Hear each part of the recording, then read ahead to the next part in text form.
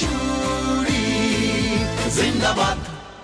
হ্যাঁ, ভীষণ লজ্জাপতির মতো মেয়ে দেখলেন এরম হয়ে যায়। তো তুই তার সঙ্গে বন্ধুত্ব করেছিস কেন? বেচারা। এই একদম ভাঙা করবি না বলে দিলাম। বাঁচিয়ে দিলাম বলে তাই। বাঁচিয়ে দিল? কাকে বাঁচিয়ে দিল? ডাম্বল বাঁচিয়ে দিল? পড়ে যাচ্ছিল তো তাই। পড়ে যাচ্ছিল কেন? পালাচ্ছিল তাই। পালাচ্ছিল কেন? ওর বিয়ে তো তাই।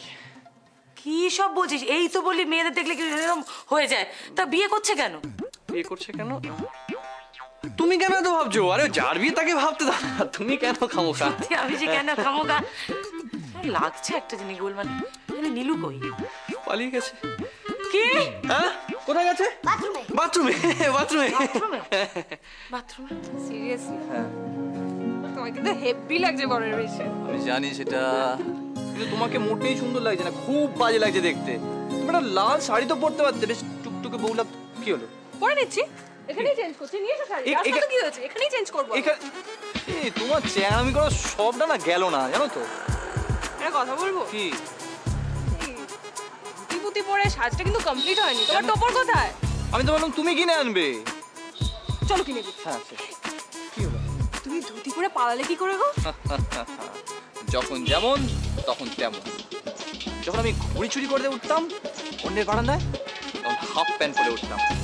আর যখন বউ চুরি করতে যাচ্ছি তখন হাফ ধুতি না ফুল পরেছি একদম পুরো। আবার যখন অন্যের বউ চুরি করতে যাবে তখনও সাজবে। হ্যাঁ, ধুতি পাঞ্জাবি টোপর সেন্টেন্ট মেখে করবো না, বউ চুরি করবো না। বাবা, প্রাণে আজকে তোমার আনন্দ আর ধরছে না না?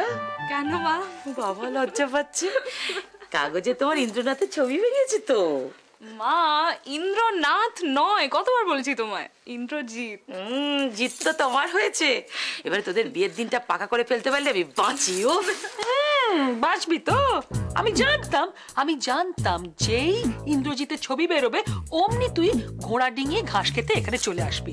শোন, একতলাটা কিন্তু আমার ছিল। আমি ওই ছেলের মাথায় বসে ওকে আশীর্বাদ করছিলাম। হ্যাঁ, কই দেখিনি তো। কোথায় তুই আশীর্বাদ করছিলি? আমি তো দেখিনি, ও দেখেনি, কেউ দেখেনি। কেন আমাকে আশীর্বাদ করতে হলে সবাইকে দেখিয়ে লিখে করতে হবে নাকি? অদ্ভুত কথা। আমি করছিলাম। করতে হবে, কারণ ওই ছেলেটা সবকিছু, হাঁটা চলা বলা কওয়া সব আমি ঠিক করে দিয়েছি। এমনকি ওর মাথার উপরে যে হেয়ার কাট, চুলের স্টাইল, সেটা আমার ঠিক করা। সেটা ঘেটে তুই আশীর্বাদ করলে আমি তোকে ছাড়বো না। ছোট দিম্মু, তোমরা প্লিজ চুপ করো। কে এসেছে দেখো। কে এসছে? সেটা বলা যাবে না এখন। কেন? কেন কি? ওর নাম শুনলে তোমাদের দুজনের ঝগড়া আরো বাড়বে। হ্যাঁ, আমি বুঝতে পেরেছি কে এসছে। এই দিদি, কে রে? দিদি কে রে? এখন দিদি না আমি। কে এসছে রে ডাম্বু? কে এসছে বলতো? চলে গেল মা, ছোট মাসি যাও। ও হ্যাঁ, দেখলেই তো হবে। তুমি কি করছিলে? তুমি কি করছো? তুমি কি করছিলে? তুমি কি করছিলে? তুমি কি করছিলে? তুমি কি করছিলে? আচ্ছা, তুমি না ওর মায়ের মতো, তুমি না ওর বাবার মতো। দিশার মনের কথাটা তোমার জানা উচিত ছিল। মা বাবা, তুমি তো পুলিশ অফিসার, অন্তর্যামী। তুমি পেরেছো দিশার মনের খবরটা পড়তে? নিশ্চয়ই মামার বাড়ি নয়। কি মুশকিল, তাহলে তো এখানে থাকতো রে বাবা। আমাকে শাট আপ না করে যাও না, দিশাকে খুঁজে বার করে নিয়ে এসো না। এটা তোমার কাজ। তুমি না ওর মায়ের মতো, হ্যাঁ?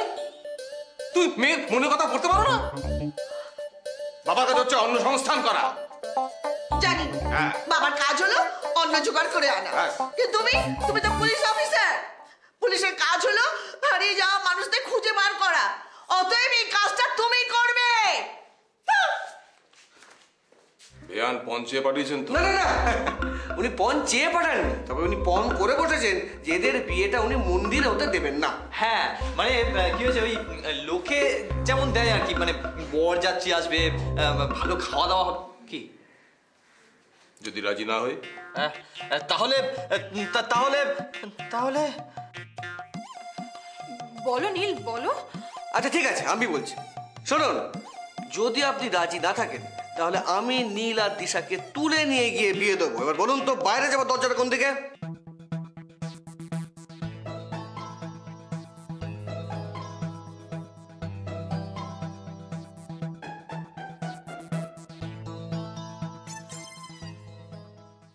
শাশুড়ি জিন্দাবাদ।